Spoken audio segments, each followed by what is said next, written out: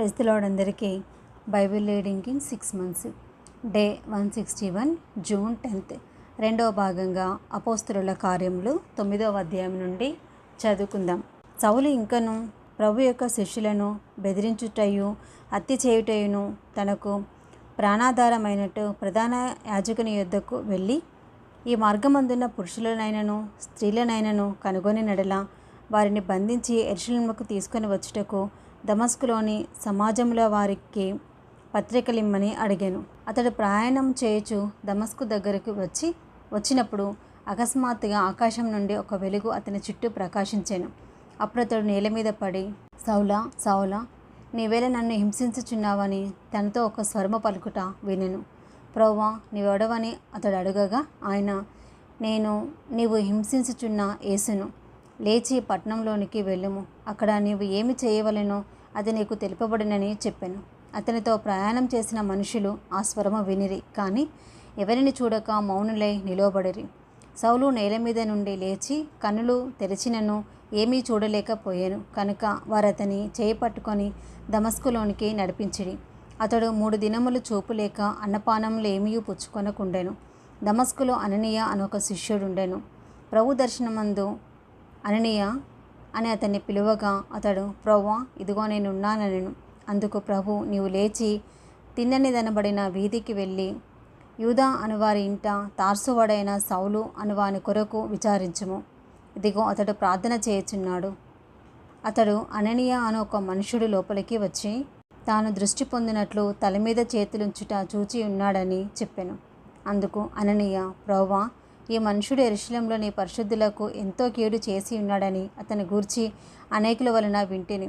ఇక్కడను నీ నామమును బట్టి ప్రార్థన చేయవారందరినీ బంధించుటకు అతడు ప్రధాన యాజకుల వలన అధికారము పొంది ఉన్నాడని ఉత్తరమిచ్చెను. అందుకు ప్రభు, నీవు వెళ్ళుము, అన్ని జనుల ఎదుటను రాజుల ఎదుటను ఇశ్రాయేలీయుల ఎదుటను నా నామము భరించుటకు ఇతడు నేను ఏర్పరచుకున్న సాధనమై ఉన్నాడు. ఇతడు నా నామము కొరకు ఎన్ని శ్రమలను అనుభవింపవలెనో నేను ఇతనికి చూపుదునని అతనితో చెప్పాను. అననీయ వెళ్ళి ఆ ఇంట ప్రవేశించి అతని మీద చేతులుంచి, సౌలా, సహోదరుడా, నీవు వచ్చిన మార్గంలో నీకు కనబడిన ప్రభువైన యేసు నీవు దృష్టి పొంది పరిశుద్ధాత్మతో నింపబడినట్లు నన్ను పంపి ఉన్నాడని చెప్పాను. అప్పుడే అతని కన్నుల నుండి పొరల వంటివి రాలగా దృష్టి కలిగి లేచి బాప్తిజము పొందెను. తర్వాత ఆహారము పుచ్చుకొని బలపడెను. పిమ్మట అతడు దమస్కులో ఉన్న శిష్యులతో కూడా కొన్ని దినములు ఉండెను. వెంటనే సమాజ మందిరములలో యేసే దేవుని కుమారుడని ఆయనను గూర్చి ప్రకటించుచూ వచ్చెను. వినిన వారందరి విభ్రాంతి నొంది, యెరూషలేములో ఈ నామమును బట్టి ప్రార్థన చేయు వారిని నాశనం చేసిన వాడితడే కాడా, వారిని బంధించి ప్రధాన యాజకుల యొద్దకు కొనిపోవుటకు ఇక్కడికి కూడా వచ్చి ఉన్నాడని చెప్పుకొనిరి. అయితే సౌలు మరి ఎక్కువగా బలపడి ఈయనే క్రీస్తని రుజువుపరచుచు దమస్కులో కాపురమున్న యూదులను కలవరపరచెను. అనేక దినములు గతించిన పిమ్మట యూదులు అతనిని చంపని ఆలోచింపగా వారి ఆలోచన సౌలుకు తెలియవచ్చెను. వారు అతని చంపవలనని రాత్రింబవళ్ళు ద్వారముల యొద్ద కాచుకొని చుండిరి. కనుక అతని శిష్యులు రాత్రివేళ అతన్ని తీసుకొని పోయి గంపలో ఉంచి గోడ గుండా అతనిని కిందికి దింపిరి. అతడు యెరూషలేములోనికి వచ్చి శిష్యులతో కలుసుకొనుటకు యత్నం చేసెను. కానీ అతడు శిష్యుడని నమ్మక అందరూ అతనికి భయపడిరి. అయితే బర్నబా అతనిని దగ్గర తీసి అపోస్తలుల యొద్దకు తోడుకొని వచ్చి అతడు త్రోవలో ప్రభువును చూచిననియు ప్రభువు అతనితో మాట్లాడిననియు అతడు దమస్కులో యేసు నామమును బట్టి ధైర్యముగా బోధించిననియు వారికి వివరముగా తెలియపరిచెను. అతడు యెరూషలేములో వారితో కూడా వచ్చుచూ పోవచ్చు ప్రభు నామమును బట్టి ధైర్యముగా బోధించుచు గ్రీకు భాషను మాట్లాడు యూదులతో మాట్లాడుచు తర్కించుచూ నుండెను. వారు అతనిని చంప ప్రయత్నం చేసిరి. కానీ సహోదరులు దీన్ని తెలుసుకొని అతనిని కైసరియకు తోడుకొని వచ్చి తార్సునకు పంపిరి. కావున యూదయ, గలిలయ, సమరయ దేశములంతటా సంఘము క్షేమాభివృద్ధి నొందుచు సమాధానం కలిగి ఉండెను. మరియు ప్రభునందు భయమును పరిశుద్ధాత్మ ఆదరణ కలిగి నడుచుకొనుచు విస్తరించుచుండెను. ఆ తర్వాత పేతురు సకల ప్రదేశములలో సంచారము చేయుచు లుద్దలో కాపురమున్న పరిశుద్ధుల యొద్దకు వచ్చెను. అక్కడ పక్షవాయువు కలిగి 8 ఏండ్ల నుండి మంచము పట్టి ఉండిన ఐనేయ అను ఒక మనిషిని చూచి, పేతురు, ఐనేయ, యేసుక్రీస్తు నిన్ను స్వస్థపరచుచున్నాడు, నువ్వు లేచి నీ పరుపు నీవే పరుచుకొనుమని అతనితో చెప్పగా వెంటనే అతడు లేచెను. లుద్దలోను షారోనులోను కాపురమున్న వారందరూ అతని చూచి ప్రభు తట్టు తిరిగిరి. మరియు యొప్పేలో తబితా అని ఒక శిష్యురాలు ఉండెను. ఆమెకు భాషాంతరమున దోర్కా అని పేరు. ఆమె సత్క్రియలను ధర్మకార్యములను బహుగా చేసి ఉండెను. ఆ దినములందు ఆమె కాయిలా పడి చనిపోగా వారు శవముని కడిగి మేడగదిలో పరుండపెట్టిరి. లుద్దా యొప్పేకు దగ్గరగా ఉండుట చేత పేతురు అక్కడ ఉన్నాడనే శిష్యులు విని అతడు తడువు చేయక తమ యుద్ధకు రావాలనని వేడుకొనుటకు 2 మనుషులను అతని యుద్ధకు పంపిరి. పేతురు లేచి వారితో కూడా వెళ్ళి అక్కడ చేరినప్పుడు వారు మేడగదిలోనికి అతనిని తీసుకొని వచ్చిరి. విధవరాండ్రందరూ వచ్చి ఏడ్చుచు దోర్కా తమతో కూడా ఉన్నప్పుడు కుట్టిన అంగీలను వస్త్రములను చూపుచు ఆమె ఎదుట నిలిచిరి. పేతురు అందరినీ వెలుపలికి పంపి మోకాలుండి ప్రార్థన చేసి శవము వైపు తిరిగి తబితా లెమ్మనగా ఆమె కన్నులు తెరిచి పేతురును చూచి లేచి కూర్చుండెను. అతడు ఆమెకు చెయ్యి ఇచ్చి లేవనెత్తి పరిశుద్ధులను విధవరాండ్రను పిలిచి ఆమెను సజీవురాలునిగా వారికి అప్పగించెను. ఇది యొప్పే అంతటా తెలిసినప్పుడు అనేకులు ప్రభునందు విశ్వాసముంచిరి. పేతురు యొప్పేలో సీమోనను ఒక చర్మకారుని యొద్ద బహుదినములు నివసించెను. అపోస్తుల కార్యములు 10వ అధ్యాయము. ఇటలీ పటాలమనబడిన పటాలములలో శతాధిపతి అయిన కొర్నేలి అను భక్తిపరుడొకడు కైసరీలో ఉండెను. అతడు తన ఇంటి వారందరితో కూడా దేవునియందు భయభక్తులు కలవాడై ఉండి ప్రజలకు బహుధర్మము చేయుచు ఎల్లప్పుడూ దేవునికి ప్రార్థన చేయువాడు. పగలు ఇంచుమించు 3 గంటల వేళ దేవుని దూత అతని యొద్దకు వచ్చి కొర్నేలి అని పిలుచుట దర్శనమందు తేటగా అతనికి కనబడెను. అతడు దూత వైపు తేరిచూచి భయపడి ప్రభువా ఏమని అడిగాను. అందుకు దూత, నీ ప్రార్థనలను నీ ధర్మకార్యములను దేవుని సన్నిధికి జ్ఞాపకార్థముగా చేరినవి. ఇప్పుడు నీవు యొప్పేకు మనుషులను పంపి పేతురును మారుపేరు గల సీమోనును పిలిపించుము. అతడు సముద్రపు ధరినున్న సీమోనును ఒక చర్మకారుని ఇంట దిగి ఉన్నాడని అతనితో చెప్పెను. అతనితో మాట్లాడిన దూత వెళ్ళిన పిమ్మట అతడు తన ఇంటి పనివారిలో 2 తన యొద్ద ఎల్లప్పుడూ కనిపెట్టుకొని ఉండి వారిలో భక్తిపరుడగు ఒక సైనికుని పిలిచి వారికి సంగతులన్నీ వివరించి వారిని యొప్పేకు పంపెను. మరునాడు వారు ప్రయాణమైపోయి పట్టణమునకు సమీపించినప్పుడు పగలు ఇంచుమించు 12 గంటలకు పేతురు ప్రార్థన చేయుటకు మిద్దె మీదికి ఎక్కెను. అతడు మిక్కిలి ఆకలిగొని భోజనం చేయకోరెను. ఇంటివారు సిద్ధం చేయుచుండగా అతడు పరవశుడై ఆకాశం తెరవబడుటయు 4 చెంగులు పట్టి దింపబడిన పెద్ద దుప్పటి వంటి ఒక విధమైన పాత్ర భూమి మీదికి దిగివచ్చుటయు చూచెను. అందులో భూమి యందుండు సకల విధములైన చతుష్పాద జంతువులను ప్రాకు పురుగులను ఆకాశ పక్షులను ఉండెను. అప్పుడు పేతురు, నీవు లేచి చంపుకొని తినుమని ఒక శబ్దం అతనికి వినబడెను. అయితే పేతురు, వద్దు ప్రభువా, నిషిద్ధమైనది అపవిత్రమైనది ఏదైనా నేనెన్నడూ తినలేదని చెప్పగా, దేవుడు పవిత్రము చేసిన వాటిని నీవు నిషిద్ధమైన వాటిగా ఎంచవద్దని మరలా 2వ మారు ఆ శబ్దము అతనికి వినబడెను. ఈలాగు 3 మారు జరిగెను. వెంటనే ఆ పాత్ర ఆకాశమునకు ఎత్తబడెను. పేతురు తనకు కలిగిన దర్శనం ఏమై ఉండునో అని తనలో తాను ఎటూ తోచక ఉండగా కొర్నేలి పంపిన మనుషులు సీమోనీలు ఏదని విచారించి తెలుసుకొని వాకిట నిలిచి ఇంటివారిని పిలిచి, పేతురు అను మారుపేరు గల సీమోను ఇక్కడ దిగి ఉన్నాడా అని అడిగిరి. పేతురు ఆ దర్శనంను గూర్చి యోచించుచుండగా ఆత్మ, ఇదిగో 3 మనుషులు నిన్ను వెతుకుచున్నారు. నీవు లేచి కిందికి దిగి సందేహింపగా వారితో కూడా వెళ్ళుము. నేను వారిని పంపి ఉన్నానని అతనితో చెప్పాను. పేతురు ఆ మనుషుల యొద్దకు దిగివచ్చి, ఇదిగో మీరు వెతుకువాడను నేనే. మీరు వచ్చిన కారణం ఏమని అడిగాను. అందుకు వారు, నీతిమంతుడును దేవునికి భయపడువాడును యూదా జనులందరి వలన మంచి పేరు పొందినవాడునైన శతాధిపతియగు కొర్నేలియను ఒక మనుషుడున్నాడు. అతడు నిన్ను తన ఇంటికి పిలువనంపించి నీవు చెప్పు మాటలు వినవలనని పరిశుద్ధ దూత వలన బోధింపబడినని చెప్పిరి. అప్పుడు అతడు వారిని లోపలికి పిలిచి ఆతిథ్యమిచ్చాను. మరునాడు అతడు లేచి వారితో కూడా బయలుదేరాను. యొప్పేవారైన కొందరు సహోదరులను వారితో కూడా వెళ్ళిరి. మరునాడు వారు కైసరీలో ప్రవేశించిరి. అప్పుడు కొర్నేలి తన బంధువులను ముఖ్య స్నేహితులను పిలిపించి వారి కొరకు కనిపెట్టుకొని ఉండెను. పేతురు లోపలికి రాగా కొర్నేలి అతనిని ఎదుర్కొని అతని పాదముల మీద పడి నమస్కారము చేసెను. అందుకు పేతురు, నీవు లేచి నిలువుము, నేను కూడా నరుడనే అని చెప్పి అతని లేవనెత్తి అతనితో మాట్లాడుచు లోపలికి వచ్చి అనేకులు కూడిండుట చూచెను. అప్పుడతడు అన్నజాతి వానితో సహవాసం చేయుట అయినను అట్టి వానిని ముట్టుకొనుట అయినను యూదునికి ధర్మం కాదని మీకు తెలియను. అయితే ఏ మనుషుడును నిషేధింపదగిన వాడైనను అపవిత్రుడని అయినను చెప్పకూడదని దేవుడు నాకు చూపించి ఉన్నాడు. కాబట్టి నన్ను పిలిచినప్పుడు అడ్డమేమీ చెప్పక వచ్చి తిని కనుక ఎందు నిమిత్తము నన్ను పిలువ పంపిత్తురో దానిని గూర్చి అడుగుచున్నానని వారితో చెప్పాను. అందుకు కొర్నేలి, 4 దినముల క్రిందట పగలు 3 గంటలు మొదలుకొని ఈ వేళ వరకు నేను ఇంట ప్రార్థన చేయుచుండగా ప్రకాశమైన వస్త్రమును ధరించిన వాడొకడు నా ఎదుట నిలిచి, కొర్నేలి, నీ ప్రార్థన వినబడెను. నీ ధర్మకార్యములు దేవుని సముఖమందు జ్ఞాపకం ఉంచబడి ఉన్నవి కనుక నీవు యొప్పకు వర్తమానము పంపి పేతురు అను మారుపేరుగల సీమోనును పిలిపించుము. అతడు సముద్రపు దరినున్న చర్మకారుడైన సీమోనింట దిగి ఉన్నాడని నాతో చెప్పాను. వెంటనే నిన్ను పిలిపించి తిని, నీవు వచ్చినది మంచిది. ప్రభు నీకు ఆజ్ఞాపించినవన్నీ వినుటకై ఇప్పుడు మేమందరము దేవుని ఎదుట ఇక్కడ కూడి ఉన్నామని చెప్పాను. అందుకు పేతురు నోరు తెరిచి ఇట్లా నేను, దేవుడు పక్షపాతి కాడని నిజంగా గ్రహించి ఉన్నాను. ప్రతి జనంలోనూ ఆయనకు భయపడి నీతిగా నడుచుకొని వానిని ఆయన అంగీకరించును. యేసుక్రీస్తు అందరికీ ప్రభు. ఆయన ద్వారా దేవుడు సమాధానకరమైన సువార్తను ప్రకటించి ఇశ్రాయేలుకు పంపిన వర్తమానము మీరు ఎరుగుదురు. యోహాను బాప్టిజము ప్రకటించిన తర్వాత గలిలయ మొదలుకొని యూదయ అంతటా ప్రసిద్ధమైన సంగతి మీకు తెలియను. అదేదనగా దేవుడు నజరేయుడైన యేసును పరిశుద్ధాత్మతోనూ శక్తితోనూ అభిషేకించినదే. దేవుడు ఆయనకు తోడై ఉండెను కనుక ఆయన మేలు చేయుచు అపవాది చేత పీడింపబడిన వారినందరినీ స్వస్థపరచుచు సంచరించుచుండెను. ఆయన యూదయ దేశమందును యెరూషలేమునందును చేసిన వాటి అన్నిటికీ మేము సాక్షులము. ఆయనను వారు మ్రానున వేలాడదీసి చంపిరి. దేవుడు ఆయనను 3వ దినమున లేపి ప్రజలకందరికీ కాగా దేవుని చేత ముందుగా ఏర్పరచబడిన సాక్షులనికే, అనగా ఆయన మృతుల నుండి లేచిన తర్వాత ఆయనతో కూడా అన్నపానములు పుచ్చుకొనిన మాకే ఆయన ప్రత్యక్షముగా కనబడినట్లు అనుగ్రహించెను.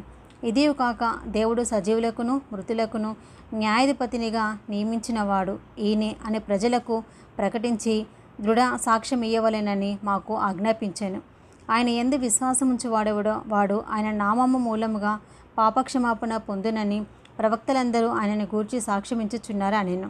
పేతురు ఈ మాటలు ఇంకా చెప్పుచుండగా అతని బోధ విన్న వారందరికీ పరిశుద్ధాత్మ దిగెను.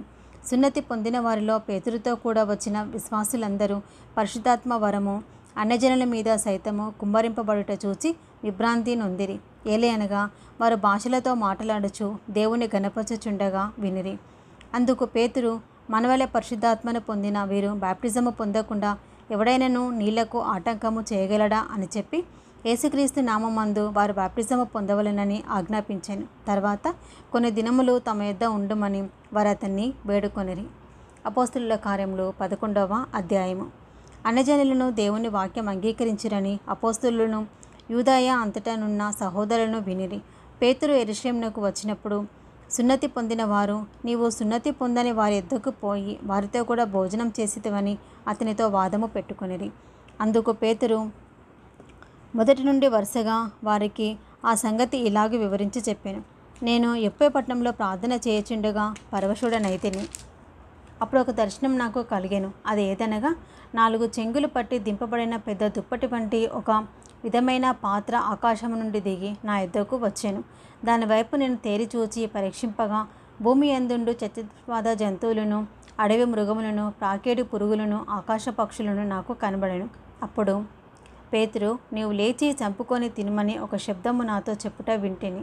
అందుకు నేను, వద్దు ప్రభువా, నిషిద్ధమైనది అపవిత్రమైనది ఏదీ నా నోట ఎన్నడూనూ పడలేదని చెప్పగా, రెండో మారు ఆ శబ్దము ఆకాశం నుండి, దేవుడు పవిత్రం చేసినవి నీవు నిషిద్ధమైనవిగా ఎంచవద్దని ఉత్తరమిచ్చాను. ఇలాగ ముమ్మారు జరిగాను. తర్వాత అదంతయు ఆకాశమునకు తిరిగి తీసుకొని పోబడెను.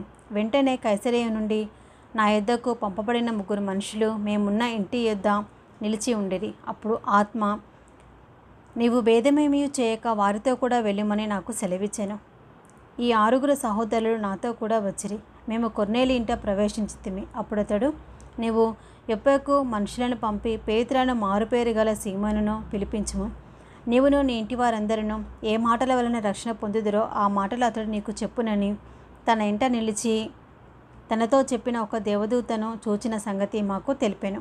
నేను మాట్లాడనారంభించినప్పుడు పరిశుద్ధాత్మ మొదట మన మీదికి దిగిన ప్రకారము వారి మీదికి దిగాను. అప్పుడు యోహాను నీళ్లతో బాప్టిజం ఇచ్చాను. కానీ మీరు పరిశుద్ధాత్మలో బాప్టిజము పొందుదురని ప్రభు చెప్పిన మాట నేను జ్ఞాపకం చేసుకుంటుని. కాబట్టి ప్రభు అయిన యేసుక్రీస్తునందు విశ్వాసం ఉంచిన మనకు అనుగ్రహించినట్టు దేవుడు వారికి కూడా సమాన వరము అనుగ్రహించి ఉండగా దేవుణ్ణి అడ్డగించుటకు నేను ఏపాటివాడనని చెప్పాను. వారి మాటలు విని మరేమీ అడ్డము చెప్పక, అట్లయితే అన్యజనులకును దేవుడు జీవార్థమైన మారు మనసు దయచేసి ఉన్నాడని చెప్పుకొనుచు దేవుణ్ణి మహిమపరిచిరి. స్టెఫను విషయంలో కలిగిన శ్రమను బట్టి చెదిరిపోయిన వారు యూదులకు తప్ప మరెవరికి వాక్యము బోధింపక ఫెనీకే, కుప్రా, అంతియొకయ ప్రదేశముల వరకు సంచరించిరి. కుప్రియులు కొందరును కురేనీయులు కొందరును వారిలో ఉండిరి. వీరు అంతియొకయకు వచ్చి గ్రీసు దేశపు వారితో మాట్లాడుచు ప్రభువైన యేసును గూర్చిన సువార్త ప్రకటించిరి. ప్రభు హస్తము వారికి తోడై ఉండేను కనుక నమ్మిన వారు అనేకులు ప్రభు తట్టు తిరిగిరి. వారిని గూర్చిన సమాచారం యెరూషలేములో నున్న సంఘపు వారు విని బర్నబాను అంతియొక వరకు పంపిరి. అతడు వచ్చి దేవుని కృపను చూచి సంతోషించి ప్రభువుని స్థిర హృదయంతో హత్తుకొనవలెనని అందరినీ హెచ్చరించెను. అతడు పరిశుద్ధాత్మలోను విశ్వాసంతోనూ నిండుకొనిన సత్పురుషుడు. బహుజనులు ప్రభు పక్షమున చేరిరి. అంతటా అతడు సౌలును వెతుకుటకు తార్సునకు వెళ్ళి అతనిని కనుగొని అంతియొకయకు తోడుకొని వచ్చెను. వారు కలిసి 1 సంవత్సరం అంతయు సంఘంలో ఉండి బహుజనులకు వాక్యమును బోధించిరి. మొట్టమొదట అంతియొకలో శిష్యులు క్రైస్తవులు అనబడేరి. ఆ దినములందు ప్రవక్తలు యెరూషలేము నుండి అంతియొకకు వచ్చి వారిలో అగబో అను ఒకడు నిలువబడి భూలోకమంతటా గొప్ప కరువు రాబోచున్నదని ఆత్మ ద్వారా సూచించెను. అది క్లౌదియా చక్రవర్తి కాలమందు సంభవించెను. అప్పుడు శిష్యులలో ప్రతివాడును తన శక్తి కొలది యూదయలో కాపురమున్న సహోదరులకు సహాయము పంపుటకు నిశ్చయించుకొనెను. అలాగున చేసి బర్నబా, సౌలు అను వారి చేత పెద్దల యొద్దకు దానిని పంపిరి. అపోస్తలుల కార్యములు 12వ అధ్యాయము. దాదాపు అదే కాలమందు రాజైన హేరోదు సంఘపు వారిలో కొందరిని బాధపెట్టుటకు బలత్కారముగా పట్టుకొని యోహాను సహోదరుడైన యాకోబును ఖడ్గంతో చంపించెను. ఇది యూదులకు ఇష్టమైన కార్యమని తెలుసుకొని పేతురును కూడా పట్టుకొనెను. ఆ దినములు పులియని రొట్టెల పండుగ దినములు. అతన్ని పట్టుకొని చెరసాలలో వేయించి పస్కా పండుగ అయిన పిమ్మట ప్రజల యొద్దకు అతని తేవలనని ఉద్దేశించి అతనికి కావలిండుటకు 4 చతుష్టాయముల సైనికులకు అతనిని అప్పగించెను. పేతురు చెరసాలలో ఉంచబడెను. సంఘమైతే అతని కొరకు అత్యాసక్తితో దేవునికి ప్రార్థన చేయుచుండెను. హేరోదు అతనిని వెలుపలికి తీసుకొని రావాలనని ఉండగా ఆ రాత్రియే పేతురు 2 సంకెళ్లతో బంధింపబడి 2 సైనికుల మధ్య నిద్రించుచుండెను. మరియు కావలివారు తలుపెదుట చెరసాల కాచుకొనుచుండిరి. ఇదిగో ప్రభుదూత అతని దగ్గర నిలిచెను. అతడు ఉండిన గదిలో వెలుగు ప్రకాశించెను. దూత పేతురు పక్కను తట్టి త్వరగా లెమ్మని చెప్పి అతని లేపగా సంకెళ్ళు అతని చేతుల నుండి ఊడిపడెను. అప్పుడు దూత అతనితో, నీవు నడుము కట్టుకొని చెప్పులు తొడుక్కొనుమనెను. అలాగున చేసిన తర్వాత దూత, నీ వస్త్రము పైన వేసుకొని నా వెంబడి రమ్మని అతనితో చెప్పాను. అతడు వెలుపలికి వచ్చి దూత వెంబడి వెళ్ళి దూత వలన జరిగినది నిజముగా జరిగినని గ్రహింపక తనకు దర్శనం కలిగినని తలంచెను. మొదటి కావలిని 2వ కావలిని దాటి పట్నమునకు పోవు ఇనుప గవిని యొద్దకు వచ్చినప్పుడు దానంతటా అదే వారికి తెరుచుకొనెను. వారు బయలుదేరి ఒక వీధి దాటిన వెంటనే దూత అతనిని విడిచిపోయాను. పేతురుకు తెలివి వచ్చి ప్రభు తన దూతను పంపి హేరోదు చేతుల నుండి యూదులను ప్రజలు నాకు చేయనుద్దేశించిన వాటన్నిటి నుండి నన్ను తప్పించి ఉన్నాడని ఇప్పుడు నాకు నిజముగా తెలియనని అనుకునేను. ఇట్లా ఆలోచించుకొని అతడు మార్కు అను మారుపేరు గల యోహాను తల్లి అయిన మరియ ఇంటికి వచ్చెను. అక్కడ అనేకులు కూడి ప్రార్థన చేయుచుండిరి. అతడు తలవాకిటి తలుపు తట్టుచుండగా రోదే అను ఒక చిన్నది ఆలకించుటకు వచ్చాను. ఆమె పేతురు స్వరము గుర్తుపట్టి సంతోషం చేత తలుపు తీయక లోపలికి పరిగెత్తుకొని పోయి పేతురు తలుపు దగ్గర నిల్చున్నాడని తెలిపాను. అందుకు వారు, నీవు పిచ్చిదానివనిరి. అయితే తాను చెప్పినది నిజమేనని ఆమె దృఢముగా చెప్పినప్పుడు వారు అతన్ని దూత అనిరి. పేతురు ఇంకనూ తట్టుచున్నందున వారు తలుపు తీసి అతనిని చూచి విభ్రాంతి నొందిరి. అతడు ఊరకుండునని వారికి చేసాయిగా చేసి ప్రభు తను చెరసాల నుండి ఎలాగూ తీసుకొని వచ్చిన వారికి వివరించి యాకోబునకును సహోదరులకును ఈ సంగతులు తెలియజేయడని చెప్పి బయలుదేరి వేరొక చోటికి వెళ్ళాను.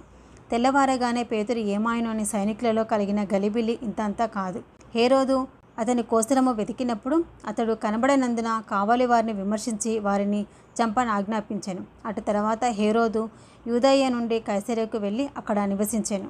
తూరుయుల మీదను సీదోనీల మీదను అతనికి అత్యాగ్రహం కలిగినందున వారు ఏక మనసుతో రాజునొద్దకు వచ్చి అంతఃపురమునకు పై విచారణకర్తయగు బ్లాస్తును తమ పక్షముగా చేసుకొని సమాధాన పడవలనని వేడుకొనిది. ఎందుకనగా రాజు యొక్క దేశం నుండి వారి దేశమునకు గ్రాసము వచ్చుచుండెను. నియమింపబడిన దినమందు హేరోదు రాజవస్త్రములు ధరించుకొని న్యాయపీఠం మీద కూర్చుండి వారెదుట ఉపన్యాసము చేయగా జనులు ఇది దైవస్వరమే కానీ మానవ స్వరము కాదనే కేకలు వేసిరి. అతడు దేవుని మహిమపరచనందున వెంటనే ప్రభు దూత అతని ముత్తెను కనుక పురుగులు పడే ప్రాణము విడిచెను. దేవుని వాక్యము ప్రబలమై వ్యాపించుచుండెను. బర్నబాయు సౌలును తమ పరిచర్య నెరవేర్చిన తర్వాత మార్కు అను మారుపేరు గల యోహానును వెంటబెట్టుకొని యెరూషలేము నుండి తిరిగి వచ్చిరి. ఇది 2వ భాగం అండి. Praise the lord.